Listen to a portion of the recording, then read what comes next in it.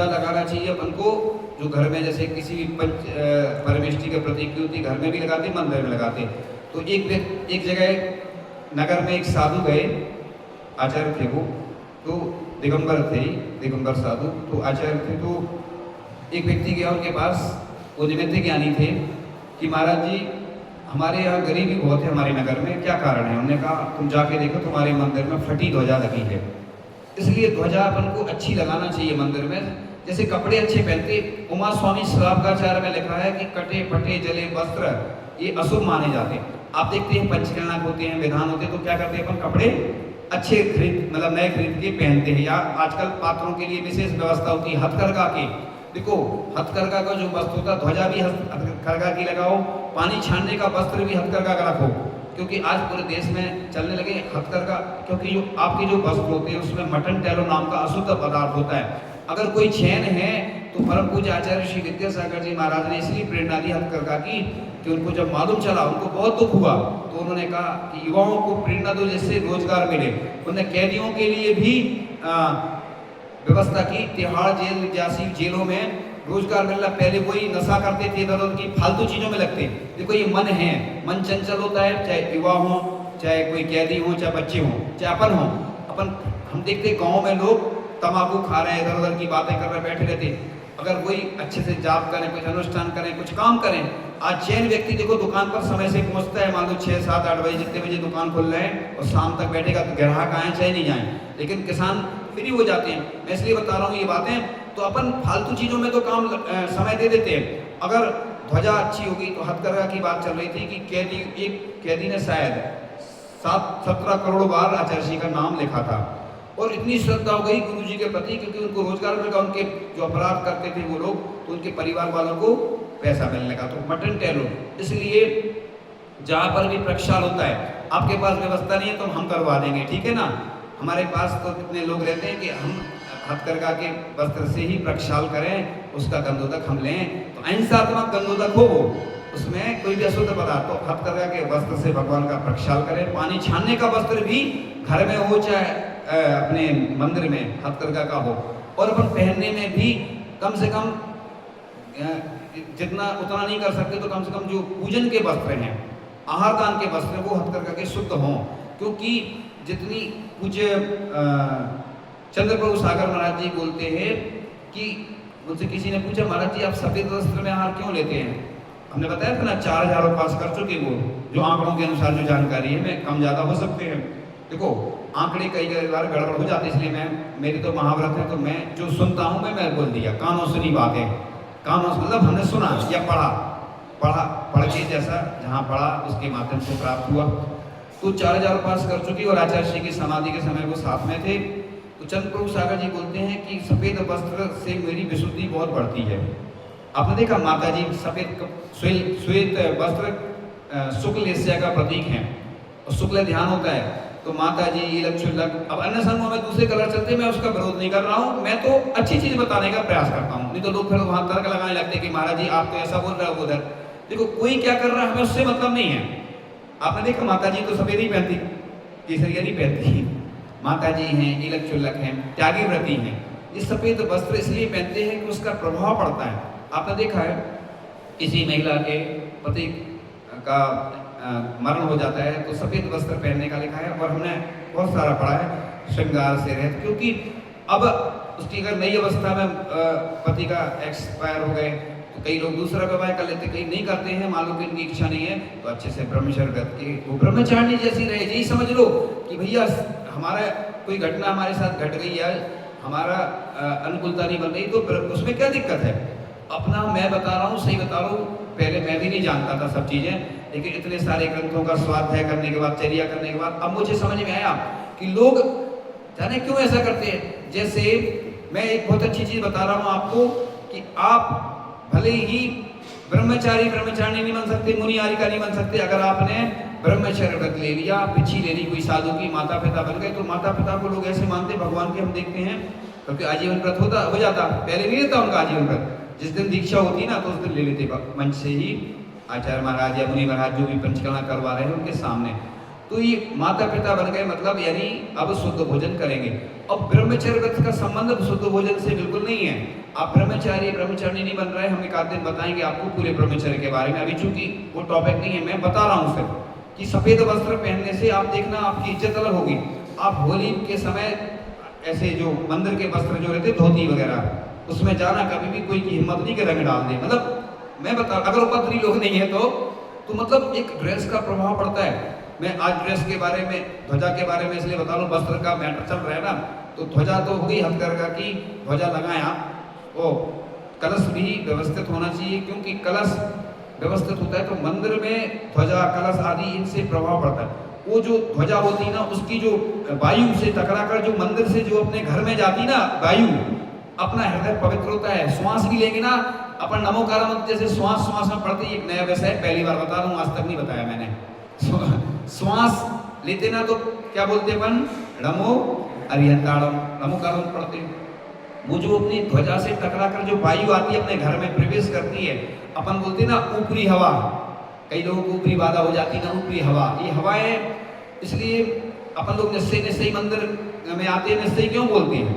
ये विषय से विषयांतर नहीं जा रहा हूँ मैं, चूंकि विषय वही है लेकिन बता रहा हूँ मैं, उदाहरण देना पड़ता है।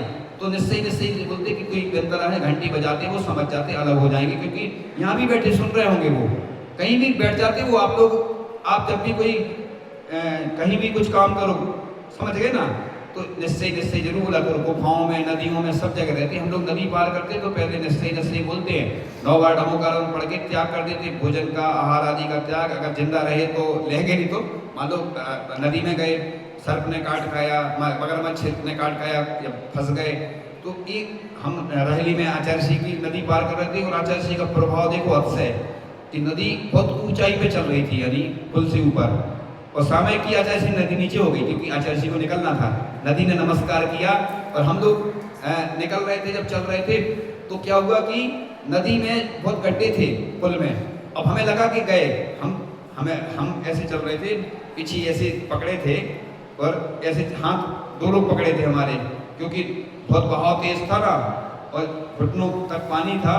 तो आचार्य श्री तो आगे निकल गया, हम लोग पीछे पीछे चल रहे थे।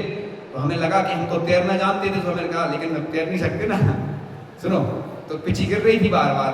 तो मतलब कैसी स्थितियां बनती हमारे साथ कि आचार्य श्री ने देखो नदी पार की तो नदी नीचे हो गई, और फिर जैसे आचार्य श्री निकले नदी फिर वैसी बहने लगी। तो देखो चमत्कार से तो होते थे ऐसे, हम बहुत सारे हैं, बताएंगे आप लोगों को।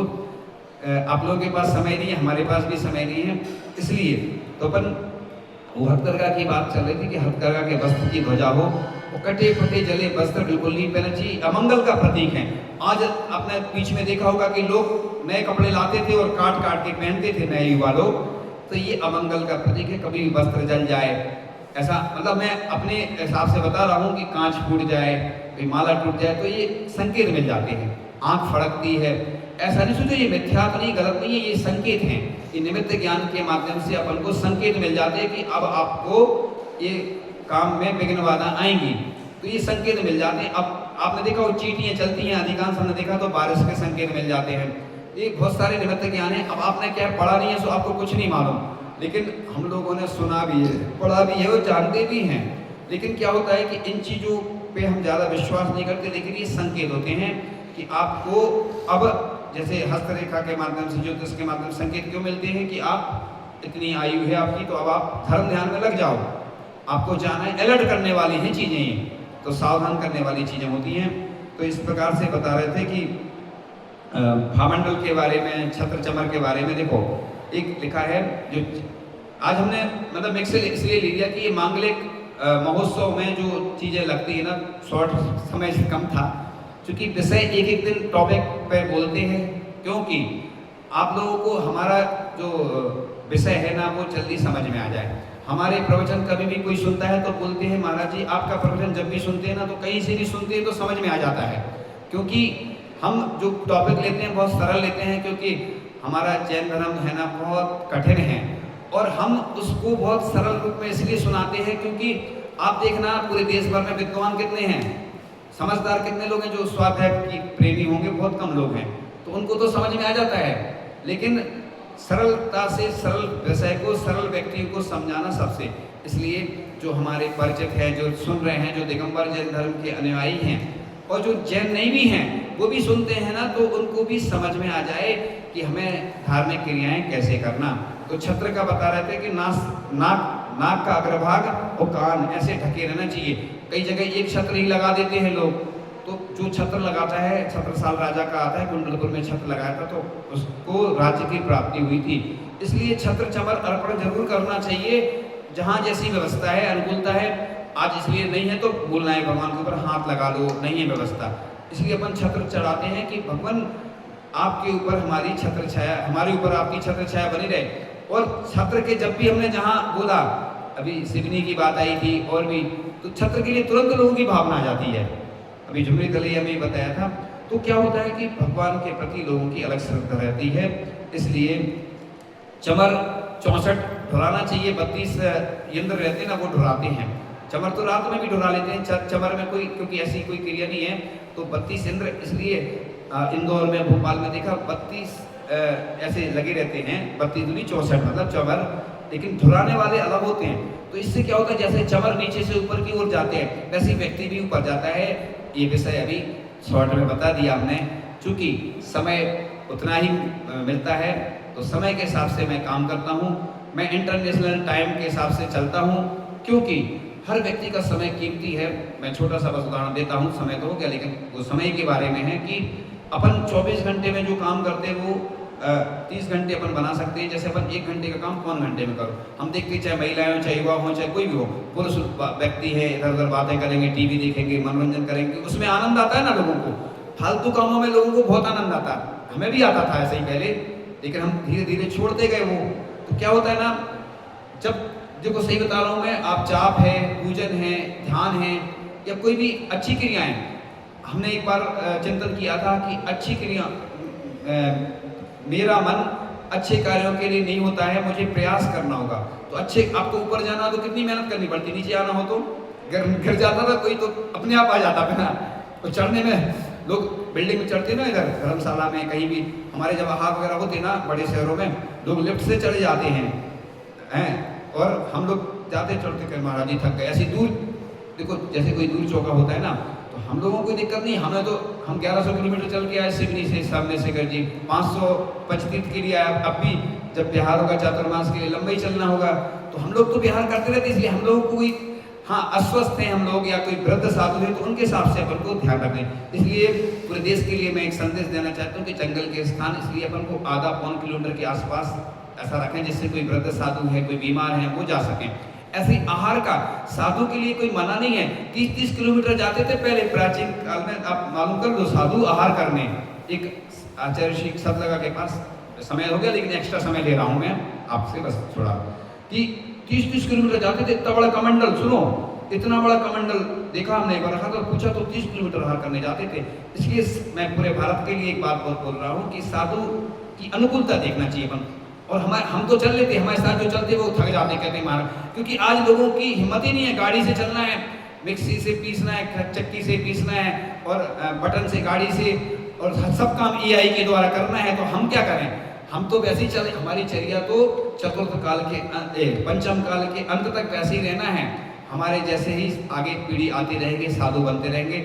मैंने एक्स्ट्रा समय लिया, इसलिए आगे का विषय आगे फिर नए विषय के साथ फिर आपसे चर्चा करेंगे। इन्हीं भावना के साथ परम पूज्य आचार्य भगवान गुरुदेव श्री ईश्वर विद्यासागर जी महामुनिराज की, परम पूज्य आचार्य श्री समय सागर जी महामुनिराज की, श्री धर्म सागर जी महाराज की 3 कामनाओं पर